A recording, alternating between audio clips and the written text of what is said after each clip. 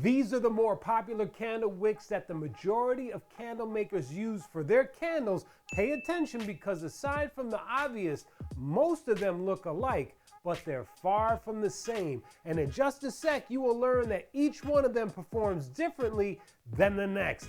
But what makes these wicks so different? Why are candle wicks so damn confusing? The best wicks are wicks that you deem the best, but in order for you to place high regard on any particular wick, you must learn about them first, and this video will guide you through them all. Let's go. Hi, my name is Jay Catalano. What is a candle wick? Without sounding like Captain Obvious, a candle wick is the string or material in the center of a candle that when lit allows the candle to burn. The wick serves as a conduit or channel for the melted wax to be drawn up to the flame where it combusts or burns and vaporizes, producing light, heat, and if your wax contains fragrance oil, aroma, commonly referred to as Farfetnugan? Hot throw? That's right. Hot throw. From a physical standpoint, wicks are typically made of cotton, but they can include other materials as well, which I will discuss a bit more in detail later. Each wick typically belongs to a series of wicks available in various sizes. The benefit of having various sizes helps candle makers determine the optimal wick size for achieving desired burn characteristics or a certain look in their candles.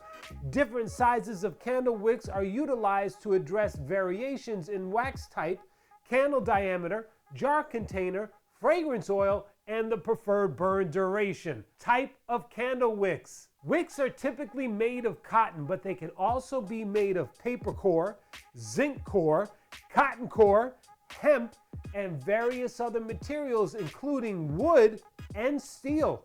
That's right, steel wicks. Steel wicks are made up of phoenix feathers, troll snot, and unicorn manure.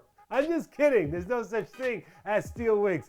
I'm just making sure you're paying attention. I know that there are people right now at home Googling how to find steel wicks. I need to buy a sample pack of these right now. But there is such a thing as wood wicks. And although wood wicks are a very important topic, I will have a dedicated video on wood wicks due to the very different nature of how they work in relation to their string-like counterpart. As I said in the beginning, most wicks on the surface look alike, and for the most part you would be right, unless you were looking at them under a microscope. Unfortunately, being that most candle wicks come with a coating of candle wax on them, I was unable to get microscopic photos of each candle wick.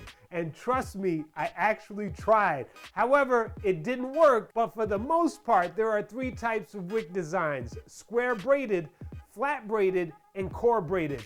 Let's discuss. Square braided wicks. Square braided wicks are characterized by a flat cross section forming a square shape. What are the benefits? Square braid wicks ensure a consistent and steady burn, exhibit versatility for both container candles and pillars, minimize mushrooming, and work well with paraffin and soy waxes. Flat braid wicks. Flat braid wicks distinguish themselves with a broader and flatter design than compared to square braids, showcasing unique characteristics in their structure.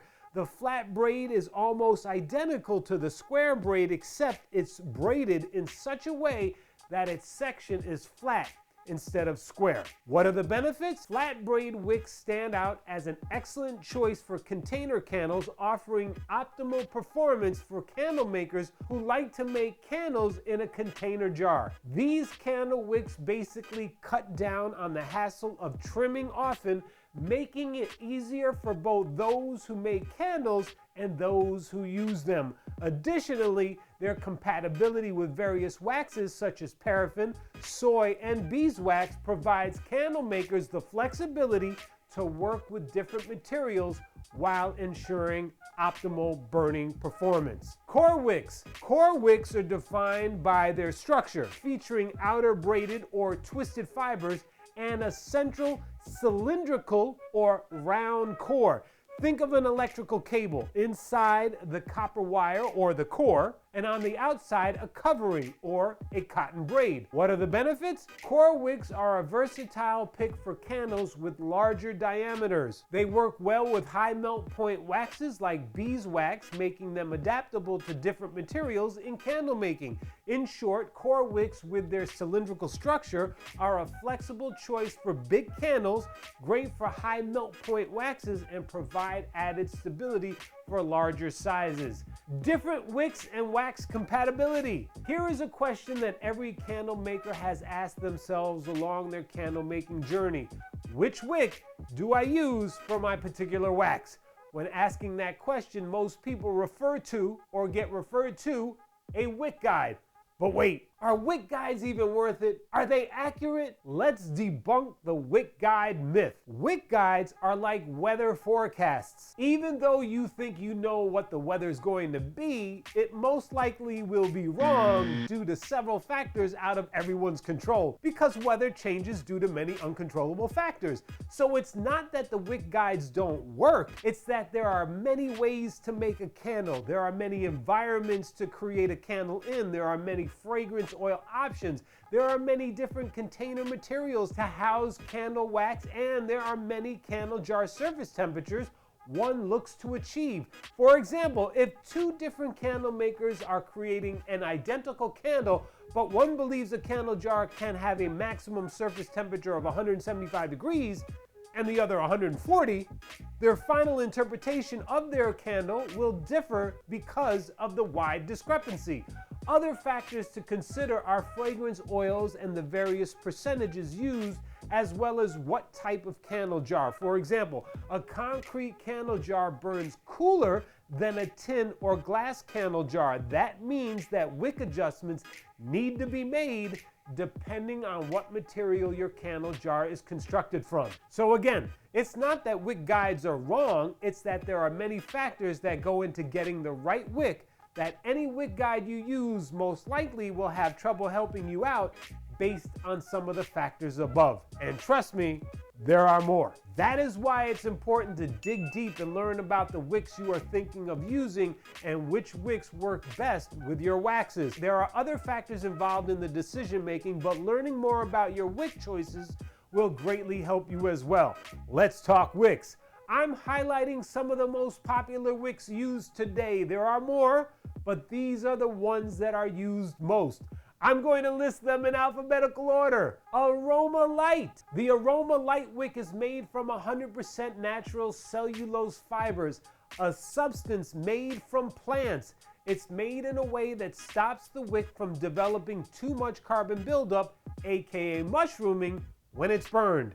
Also, using natural plant fibers helps make the candles eco-friendly, which makes it a more earth-friendly product. This characteristic makes the burning process cleaner and more effective, improving the overall performance of Aroma Light wicked candles. The Aroma Light wicks are particularly good for soy and coconut blended waxes. CD Stabilo. The CD candle wick stands out as a flat braided cotton wick which is intertwined with paper threads within the cotton structure. This special design ensures a consistent and smooth burn, especially when using candles with lots of fragrance. It works particularly well with softer and viscous natural waxes, making sure the candle burns steadily and effectively.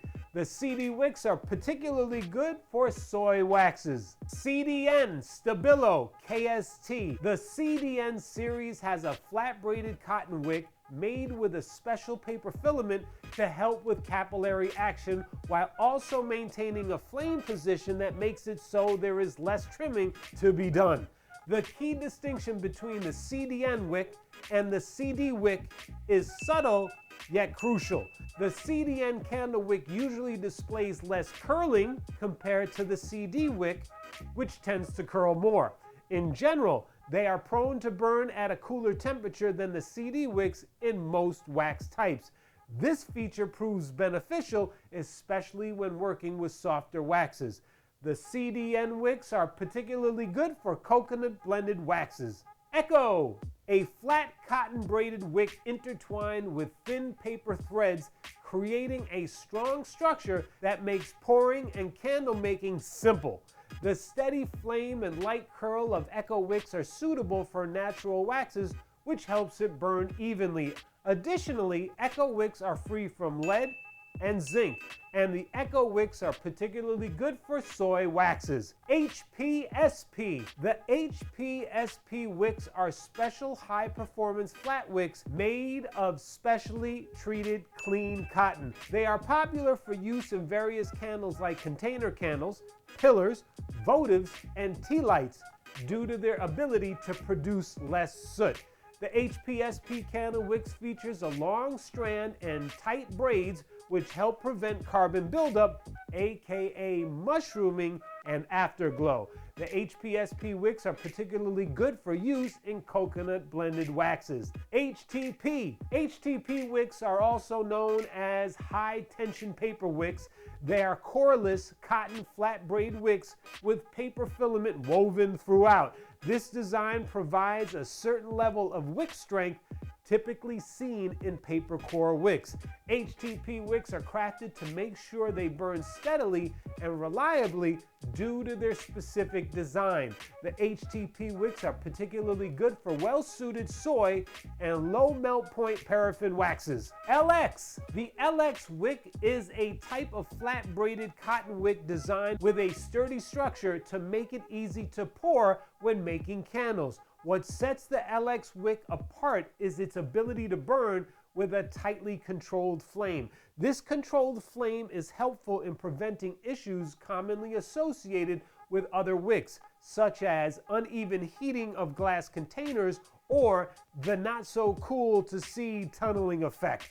The LX wick helps make candles look better by burning evenly and not overheating, making sure the wick maintains its form as it burns. The LX wicks are particularly good for parasoy and paraffin waxes. Premier 700. The Premier 700 candle wick is made from textile grade cotton in a flat braid cotton core design. It is specifically designed to burn cleanly and reduce carbon buildup so that it doesn't produce mushrooming. These wicks are used for many forms of candles, making them usable for tea light, votive, pillar, and container candles. What makes them special is that you can get smaller, incremental sizes, which helps you make slight adjustments when changing wick sizes. The Premier 700 wicks are particularly good for paraffin, soy, and coconut blended waxes. Ultra Core. The Ultra Core wicks are well-built all-fiber wicks with a knitted design. They offer stability similar to zinc core wicks, which we'll talk about next, but without the wire core. The Ultra Core wicks are made strong so that they stay in place when you pour candle wax. In addition, they have a special coating that can handle high temperatures. This makes them good for different types of candles, whether they have one wick or many. Ultra Core wicks are made to handle heavy fragrance loads and challenging waxes. This means that their flames are usually shorter yet hotter, which produces less soot. These wicks are made in such a way that it has better capillary flow, which helps it to have a better melt pool, stronger hot throw, and less tunneling. The Ultra Core wicks are particularly good for all types of waxes, including coconut, soy, beeswax, paraffin, and blends. Zinc Core. The Zinc Core candle wick has a special design made of a cotton braid and inner zinc core wrapped in a 100% natural cover. They are suitable for all types of candles, including tea lights, votives, pillars, and container candles. The zinc core wicks are designed to minimize mushrooming and burn cooler, making them a great fit for different waxes. They are particularly good for paraffin and parasoy waxes. Now those are all the various wicks we're going to go over. If you heard me say that such and such wick was particularly good for a particular wax, that doesn't mean it won't work in other waxes. It just means it was designed more for that particular style of wax over others. In essence, don't be afraid to test a wick out. Feel free to try different wicks. even if they were designed for a specific type of wax. Wick testing. Out of all the sections in this video, this is the most important, so listen closely. Imagine waking up every morning and not knowing what you have to do first. Should you make your bed? Should you get dressed? Wait, maybe you should go have a cup of coffee first so you can make your bed and then get dressed. Or maybe you should brush your teeth and then have that cup of coffee. Luckily, you pretty much know exactly what you have to do because you have been doing the same thing every morning and will continue to do so until you decide to change it. What is that thing you do every morning called? Farfetnugan? A routine, or as I like to say, your personal system. Now hear me out. This will all make sense in a second. You have a system for everything you do. You can call it a routine, a plan, a method, a process, whatever you want to call it. It's a system. I am not saying it's a great system or even a functioning system, only you know that. However, it's still a system. Think about it. We just spoke about your daily morning routine, but you might have a health and fitness routine. You go to the gym Monday, Wednesday, and Friday. Tuesday and Thursday are set for power walks, or maybe you have a task management system to help you stay organized. In simpler terms, a daily calendar to remind you what to do. Let's see, I have a meeting at 9 a.m. with the boss and then a luncheon with my coworkers at noon. Gym is scheduled for 5:30, followed up with a dance class at 8. Or maybe you have a nightly routine similar to your morning routine. You come home, take off all your clothes, draw yourself a nice warm bubble bath, followed up with a dinner and a nightcap, and then straight to bed. And if that's your nightly routine, you most likely don't have kids because I haven't had a bubble bath in about 14 years. To further drive home the point I'm making about everything being a system, and I mean everything is a system, no matter if it's a good, bad, or broken system, think about this. The way you brush your teeth, cook your food, and tie your shoe is a system. For example, you might cross the right lace over the left, loop it under, pull through, create 2 loops, cross them, tuck one loop under the other, and pull tight to secure your shoe. Sounds pretty systematic to me, but wait, regardless if you think it's a good or bad, broken or successful system, we have banking systems, government systems, emergency response systems, the education system, a healthcare system, a legal system. How about the criminal justice system, a family system, or a social support system? Everything, and I mean everything, is a system. Now I get it. You're thinking, what the hell does this have to do with candle testing? As I just showed you, everything you do is a system, whether you know it or not, or like it or not, or agree with it or not. However, guess what you need to do to successfully test your candles? Farfetnugan? Yes, a candle testing system. Testing candles cannot be arbitrary because if you test your candles in a haphazard way, you will get haphazard results. And so testing needs to be done systematically as well. But how do you develop a system of testing candles to help find a successful wick wax formula? Don't worry, I have a system that I put in place that will help you out. I will link a video in the description. Check that out once you finish watching this video here. However, with that said, let me briefly go through my wick test system that I developed to give you an overall view of what to expect. There are 5 steps to a successful wick test. The 5 steps are preparation. Preparation is getting all of your supplies in order. No sense in running a wick test without your supplies handy. Included in those supplies are, here comes another no-brainer, your preferred wax, a candle sampling kit, and 9 containers you're going to house them in.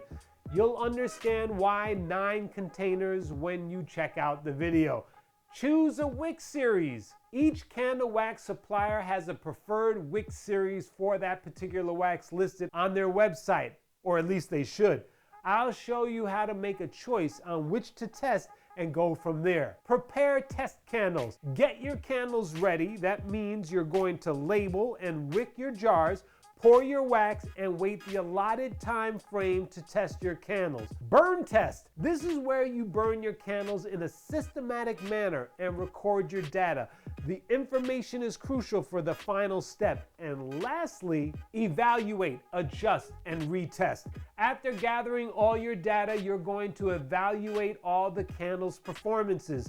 Each one will tell you if you're going to continue with the wicks you are using, go up or down a wick or two, or abandon the wick idea altogether. That is a very brief summary of all 5 steps, but again, I have a full video on how to set up a systematic test for success. Link is in the description. Common wick issues. There is no such thing as a perfect candle. There might be what you consider your perfect candle looks like, but all candles have an element of imperfection to them, and that's okay. So let's start there. Obviously, waxes have their issues too, such as frosting, cracking, jar adhesion, but those are different than wick issues, and so those issues won't be addressed here. Rather, we will go through a list of common wick issues that you might experience and how to possibly solve them. Wick curling. Wick curling refers to the tendency of a candle wick to bend or curl during burning. This is not a bad thing, but it can lead to an uneven flame and potentially cause issues such as the wax not fully melting on one side of the jar, or worse, tunneling. How do you fix this? Wicks curl so that they can self-trim along the burn cycle, so even though it's not necessarily desirable, it's not necessarily fixable. With that said, you can trim your wicks regularly as well as twist them before adding your candle wax. A slight twist will help to offset the wax hangup as it unwinds and burns lower. Wick drowning. Wick drowning occurs when the candle wick is submerged in melted wax, preventing it from drawing up enough wax to sustain a steady flame. This can lead to an inefficient burn and cause the candle to extinguish prematurely. How do you fix this? Assuming you have the right wick size and it's trimmed properly for your candle, the wick might be too short. If that is the case, you can remove some of the wax around the wick and that should do the trick. Also, avoid drafts. If there is an excessive draft, that could influence the burn and drown out the wick. Mushrooming. Mushrooming is the carbon ball or mushroom shape that you sometimes see during or at the end of a candle burn. It is the result of carbon buildup where the flame consumes more wax than it can burn. Keep in mind that some wicks mushroom more than others, and mushrooming to a certain degree is normal, but if it reaches greater than 5 millimeters or a little over 1/4 of an inch, it's way too big and an adjustment needs to be made. How do you fix this? Usually a mushroom is an indicator of a wick that is too large. If that is the case, you will need to wick down to help regulate the size. Think of a straw with a huge opening. If you try to drink a beverage with a wide open straw, an excess of fluid will undoubtedly rush into your mouth. Another reason a wick mushrooms is the length of the wick.